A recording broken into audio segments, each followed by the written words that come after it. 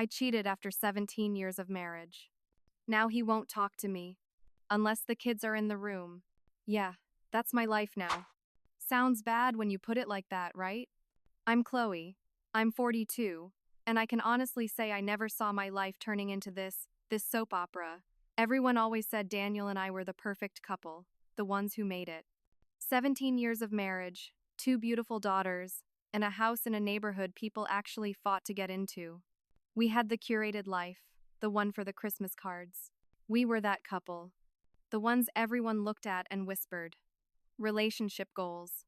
Daniel was always the guy who remembered anniversaries without a calendar reminder. He'd bring home my favorite pad thai when I had a rough day, not because I asked, but because he noticed the slump in my shoulders when I walked through the door. When Sophie and Leo were little, he'd invent daddy adventure days just so I could have the house to myself, to read a book, to take a bath, to just be. He was the husband who actually listened. Not just nodded along, but listened. He could recall, weeks later, the name of the annoying colleague I'd complained about. He was the one who rubbed my feet after I wore those killer 4-inch heels for our anniversary dinner. The heels I loved, even though they murdered my arches. He'd do it without me asking. Just see me wince and say, "Come here, put your feet up." For our 15th anniversary, he planned this whole weekend getaway. A boutique hotel by the coast, a private wine tasting because he knew I preferred reds, dinner at a restaurant I'd bookmarked on Instagram months ago and forgotten about. My friends were so jealous they could barely hide it behind their tight smiles. "You're so lucky, Chloe," they'd say. And I'd just smile that knowing smile. I was lucky. I knew it. We had the matching SUVs in the driveway, the perfectly framed family photos on the walls, the inside jokes no one else understood. From the outside, we were flawless. The couple other couples would ask for advice at neighborhood cookouts. "How do you two still look at each other like that after all these years?" they'd ask. And I'd lean into Daniel's arm as it slipped around my waist, feeling superior. When other wives complained about their husbands leaving dirty socks on the floor or forgetting to take out the trash, I'd nod sympathetically, all while secretly thinking, my Daniel would never. He was attentive. Thoughtful. He was exactly what I'd always told myself I wanted.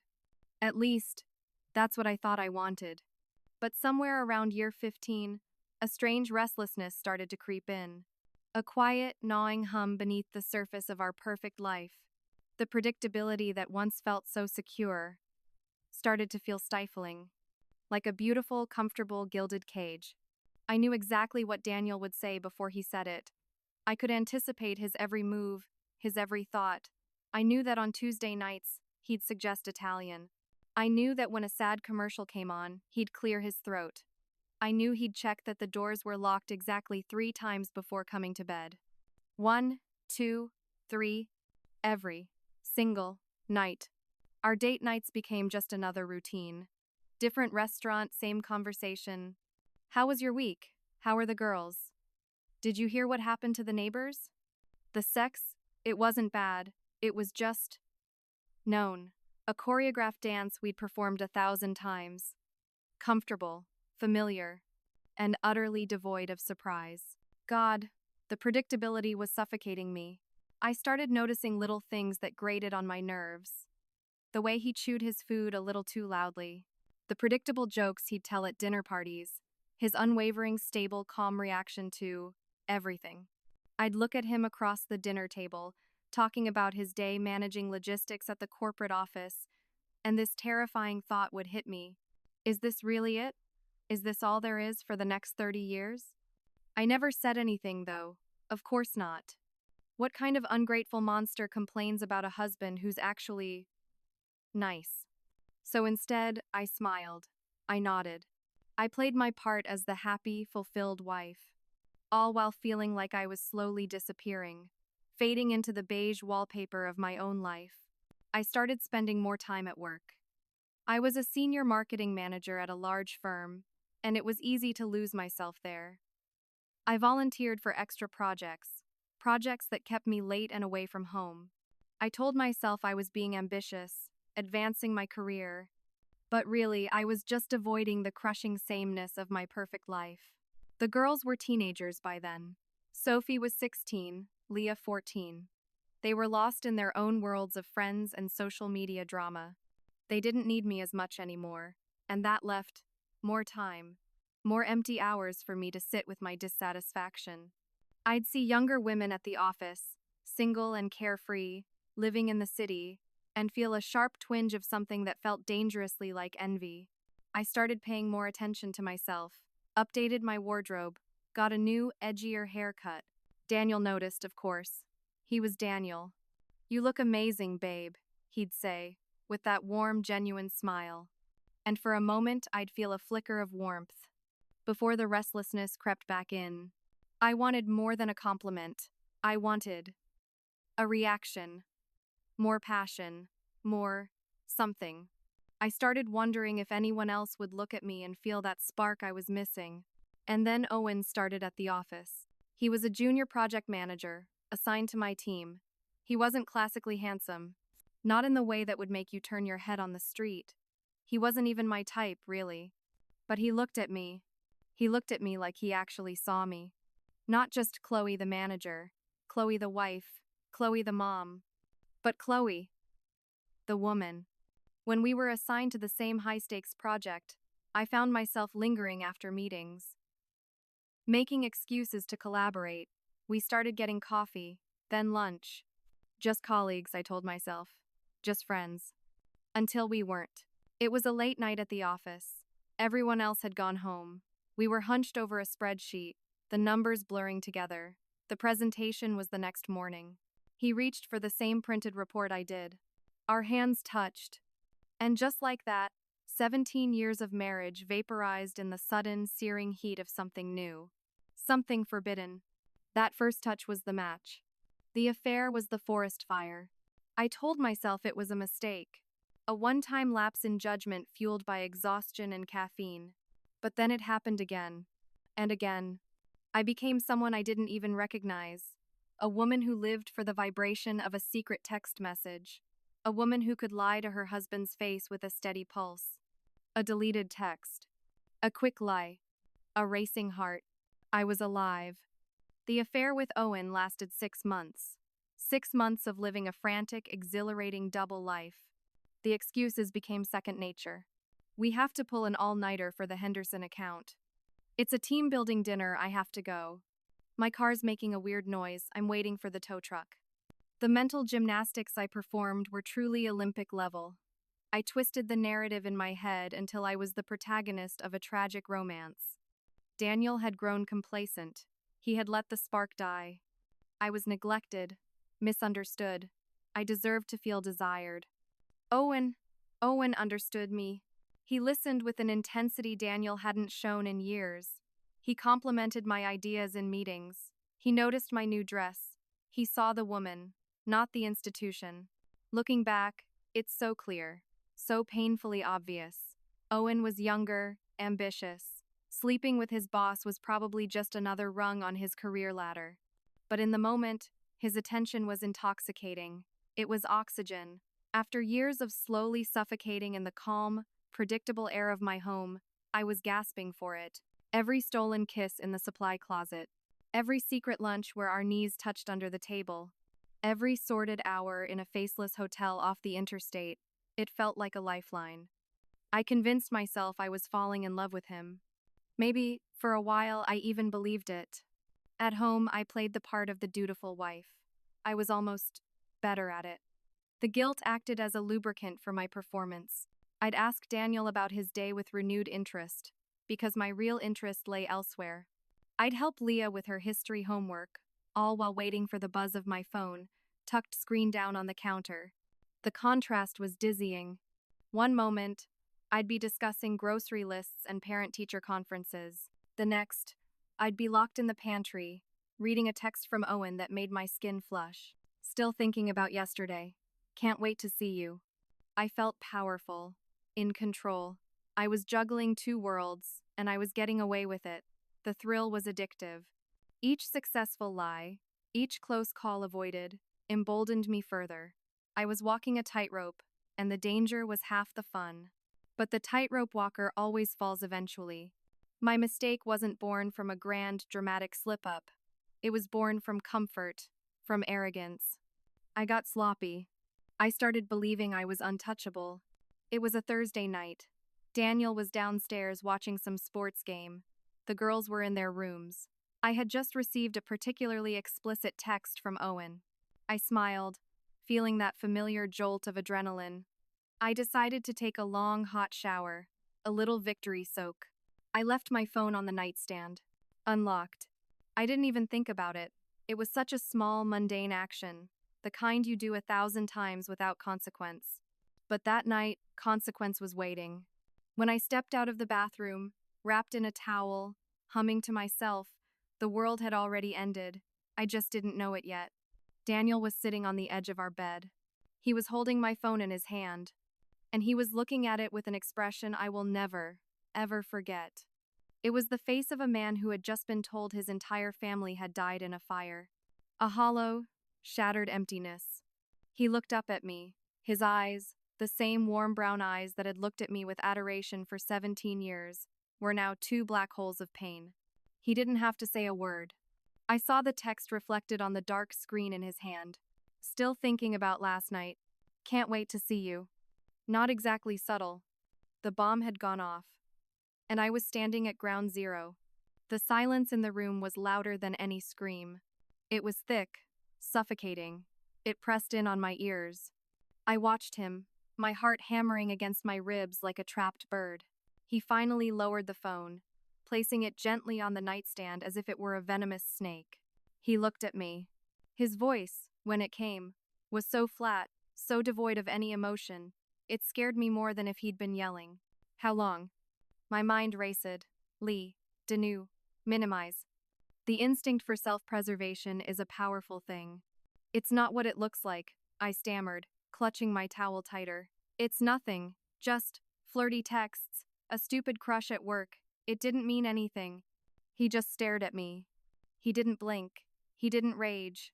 He just held my gaze with those devastated eyes. And in that empty stare, I saw my lies for what they were. Pathetic, insulting, useless. The truth spilled out of me then. Not all of it, not at first. I tried to control it, to shape it. I painted it as an emotional affair, downplaying the physical side. I tried to frame myself as confused, lost, a victim of circumstance rather than a calculated deceiver. But enough of the truth came out. Enough to shatter everything we had ever built. I thought he would yell, throw something, storm out of the house. That's what happens in the movies, right? Instead, he just sat there on the edge of our bed, nodding slightly, as if I was confirming something he had already suspected deep down. When I finished my tearful, edited confession, the silence returned. He stood up, walked past me without a glance. He went to the guest room at the end of the hall, and he closed the door. The quiet click of the latch was the sound of my marriage ending. The quiet was worse than any screaming could have been. The next day, my world imploded at work, too. Apparently, Daniel had not slept. He had spent the night doing what I should have known a meticulous, detail-oriented man like him would do. He investigated. He went through my phone, my emails, my laptop. He forwarded the most damning messages to himself. And then he contacted our company's HR department.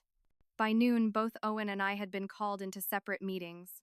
By 1 o'clock, we were both clearing out our desks. Fired for violating the company's policy on workplace relationships, Owen wouldn't even look at me. The man who had whispered he loved me in a cheap hotel room just days before now treated me like a stranger. Our passionate affair, our deep connection, it evaporated under the harsh fluorescent lights of reality. We were just two people who had lost their jobs. Suddenly, we were strangers again. That night, I tried to talk to Daniel. I cried. I begged. I pleaded. I promised it would never happen again. He just watched me. He watched me perform my remorse with those same empty eyes. When I was done, he finally spoke. The girls can't know about this. His voice was firm. A command, not a request. We'll figure out what to do, but they can't know their mother is a cheater. The word, cheater. It hit me like a physical slap. I wanted to argue, to explain that it was more complicated than that our marriage had problems before Owen, that he had been distant, that I had been lonely, but one look at his face, and I knew there was no point. In his mind, there was only before I cheated, and after, with nothing in between that mattered. The wall was up, and I had just handed him the bricks and mortar to build it. In the weeks that followed, I launched a desperate, clumsy campaign to fix the unfixable. I thought if I could just perform the role of remorseful wife perfectly enough, Daniel would relent. The wall would come down. We could go back to before. I got a new job quickly. A lateral move at a smaller firm. I wanted to show him I was responsible, that I was contributing. See? My actions screamed. I'm fixing things. He just nodded when I told him. That's good, he said, his eyes focused on the TV. I started therapy. I made sure to leave the therapist's business card on the kitchen counter where he'd see it. See? It was meant to communicate. I'm working on myself. I'm trying to understand why I did this. He never mentioned it. I left little notes around the house, tucked in his briefcase or by the coffee machine, like I used to when we were first married. Thinking of you. Hope you have a good day. The notes would be gone when I got home, but whether they were read or simply thrown in the trash, I never knew. God, I even tried to initiate sex. That was a disaster. I approached him one night in our bedroom. He was still sleeping in the guest room, but I was delusional with hope. I wore something I knew he used to love. I put my hand on his arm. He flinched. Not a small recoil. A full-body flinch, as if my touch had burned him. He looked at my hand on his arm with utter revulsion. Then he looked at me, and he walked out of the room without a single word. The only time Daniel would engage with me at all was when Sophie or Leah was in the room. Then, like a switch was flipped, he would transform. He'd become a reasonable facsimile of his former self. Pleasant. Conversational. He'd ask about my day. He'd even occasionally smile in my direction. Our daughters had no idea anything was wrong. That's how good his act was. But the second they left the room to go to their bedrooms or out with friends, the switch would flip back, the pleasant mask would drop, and I would become invisible again. About 2 months into this new cold reality, I got desperate. And my desperation led me to the single most destructive thing I did in the entire aftermath. I'd always known Daniel had fantasies he'd never fully explored. He was a good man, a conventional man, but there were hints over the years, comments made while watching a movie, a magazine left open. So one night, after the girls were asleep, I cornered him in the living room. My heart was pounding. I thought I was about to make a grand, magnanimous gesture. I suggested that we should try an open marriage. Just for him, I said. I told him I would understand if he wanted to see other women, that maybe it would help him get past what I'd done, level the playing field. I even offered to arrange it. God, I cringe remembering this. I actually suggested I could find women for him, that maybe we could even try a threesome if that would make him happy. I thought I was being generous, progressive. I thought I was offering him the same freedom I had taken. Instead, he looked at me, and for the first time in 2 months, I saw an emotion in his eyes other than pain or emptiness. It was pure, unadulterated disgust. His voice was so cold it could have frozen fire. Is that really what you think this is about? He took a step closer, his voice dropping to a low, dangerous hiss. That I'm jealous? That I just want permission to cheat too? That my integrity, my vows are as cheap as yours? He shook his head, a bitter, humorless laugh escaping his lips. I don't want an open marriage, Chloe. I don't want other women. He paused, and his next words were the final nails in our coffin. I wanted a wife who respected our vows. Debler. Then he delivered the ultimatum. If you ever mention anything like this again, open marriages, threesomes, any of it, I will file for divorce immediately.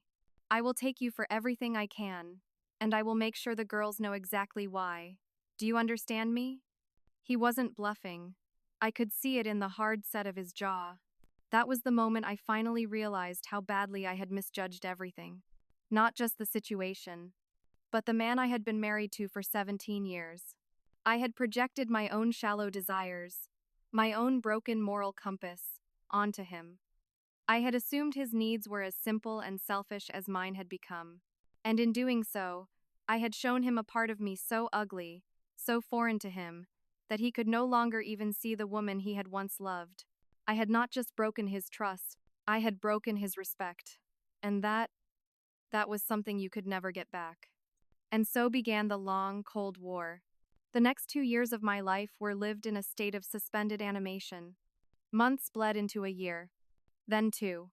We lived in the same house, but we were citizens of different countries, with a hard, uncrossable border running down the center of the hallway. The house became a stage, and our daughters were the audience. For them, we put on a masterful performance. We were mom and dad. We attended school plays, sitting side by side, clapping in unison. We hosted birthday parties. We had family dinners where Daniel and I would discuss neutral topics with practiced ease. Politics, the weather, the girls' grades. It was a flawless performance. No one suspected a thing. But the moment the curtain fell, the moment the girls went to bed or left the house, the theater went dark. The silence would rush back in, filling every corner of the house. I lost weight. I couldn't sleep. A constant, buzzing anxiety took up permanent residence in my chest. Meanwhile, Daniel seemed to thrive. He got a promotion at work. He started going to the gym every morning before dawn. He looked leaner, stronger. There was a new hardness in him, but it wasn't the hardness of misery. It was the hardness of resolve. He'd take the girls on weekend trips hiking, visiting museums.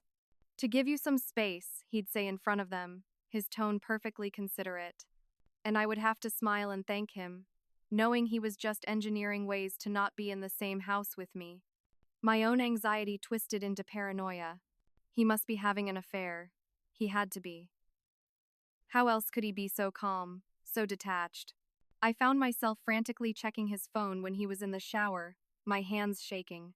I scoured his credit card statements for unexplained hotel bills or restaurant charges for 2. But there was nothing. No suspicious texts. No unexplained absences. No secret life. It was almost disappointing. I had no ammunition to use against him. No way to make us even. I was the villain of the story, and he refused to share the role. The worst part was watching him with Sophie and Leah. He was still the same loving, devoted father he had always been, helping with calculus homework, attending every one of Leah's soccer games, making his famous pancakes on Sunday mornings. They adored him. They were completely unaware that when they weren't looking, their father couldn't stand to be in the same room as their mother. One night, after a particularly convincing performance at dinner, I couldn't take it anymore. After the girls went to bed, I found him in his study. "Why are you doing this?" I asked, my voice barely a whisper. "Why are you putting so much effort into pretending? Why not just tell them the truth and leave if you hate me so much?" He looked at me for a long moment, his expression unreadable. Then he answered, "Because unlike you, Chloe, I don't make choices based solely on what I want in the moment." He paused, letting the words land. "Our daughters deserve an intact home until they're ready to leave it. After that," he didn't finish the sentence. He didn't have to. The countdown had begun. It was about a month before Sophie's high school graduation that I found it. I was looking for a spare key in his desk drawer. My hand brushed against a thick file folder. It wasn't labeled. Curiosity, or perhaps a masochistic need to know, made me open it. Inside was his entire escape plan. Financial planning documents, splitting our assets down to the penny. Printouts of apartment listings in the city, near his office, and a consultation receipt from a divorce attorney. It was dated just a few weeks after he discovered the affair. Almost 2 years ago. The air left my lungs in a painful rush. It wasn't a recent decision. He had been planning his exit for nearly 2 years, patiently, meticulously. While I had been desperately trying to save something that was already dead and buried, Daniel had been quietly, calmly, building his escape route. The silence hadn't been a chance for me to fix things. It had been a waiting period. He wasn't waiting for me to change. He was waiting for our children to grow up. And time was almost up. Sophie's graduation was a beautiful, sunny day in June. Our last performance as a complete family unit. We sat side by side in the audience, clapping and cheering as she walked across the stage, a tiny figure in a sea of blue caps and gowns. My parents were there. Daniel's parents were there. Everyone smiling, everyone proud. After the ceremony, As we posed for pictures, Daniel's arm around my shoulder felt like the weight of a stranger. His smile was for the camera, for his parents, for our daughter. It never reached his eyes when he looked at me. We hosted a small party at the house that evening. Our friends, our family, no one knew they were attending a wake for our marriage. That night, after everyone had left and the girls had gone to bed, the house fell into its familiar, heavy silence. Daniel found me in the kitchen. He was holding a manila envelope. He placed it on the granite countertop between us. "I think it's time," he said. Inside were divorce papers, already filled out, just waiting for my signature. "I've been more than fair with the financial arrangements," he said, his voice matter of fact, like we were discussing a business transaction. "You can keep the house until Leah graduates if you want, or we can sell it now and split the proceeds. I've already found an apartment downtown." I stared at him, the reality of the paper in my hands finally sinking through the layers of denial I'd built up over 2 years. "You're really doing this," I whispered. "After all this time, you're still leaving." "I told you I would," he replied, no anger in his voice, just certainty. "I stayed for the girls. Sophie's an adult now. Leah will be old enough to understand." "You don't have to do this," I pleaded, the tears finally coming. "Hot and useless. We can still work it out. People recover from affairs all the time." He looked at me then, with an expression that was almost like pity, and that was worse than the disgust. "This isn't about the affair anymore, Chloe." His voice was quiet, but every word was a perfectly aimed blow.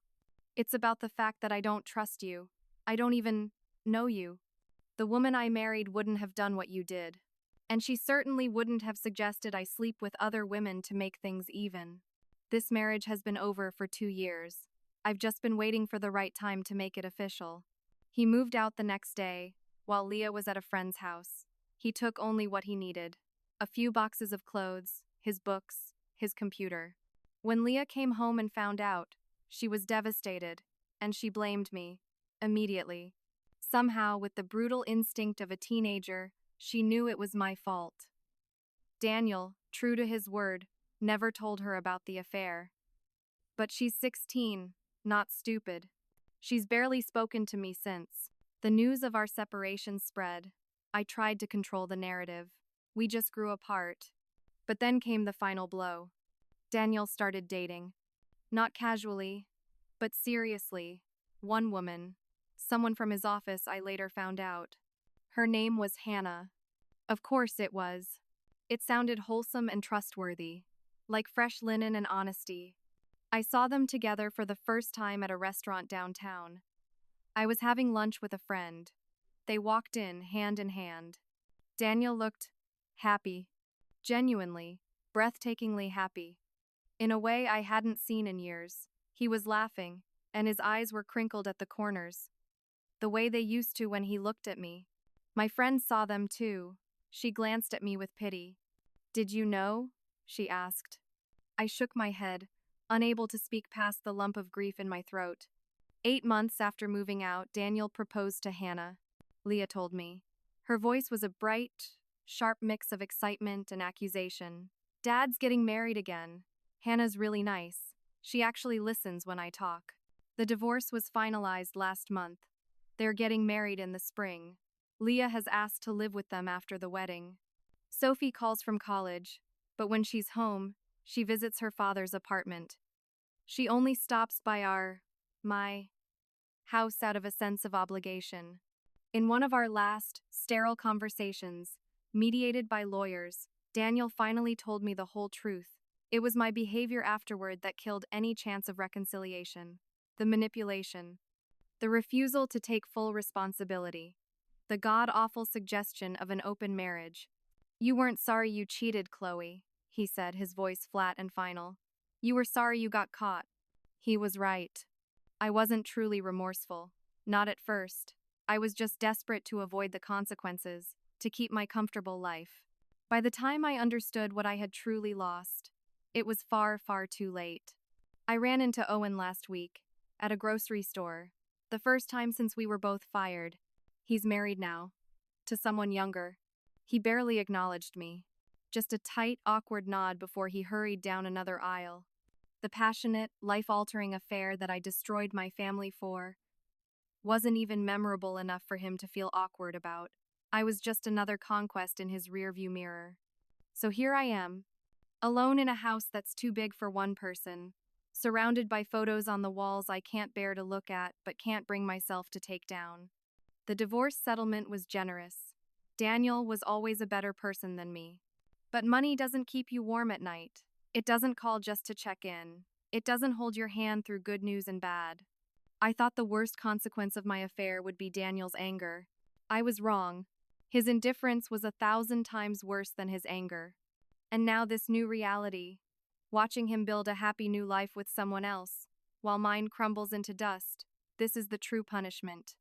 Not because he intended it that way, but because it is the natural, inevitable result of the choices I made. Daniel asked me a question that night, the night he found those texts. A question I couldn't answer then. Was it worth it? 2 years later, as I lie alone in our king-sized bed, the other side cold and empty, I finally have my answer. It haunts me every single day. Nothing was worth this.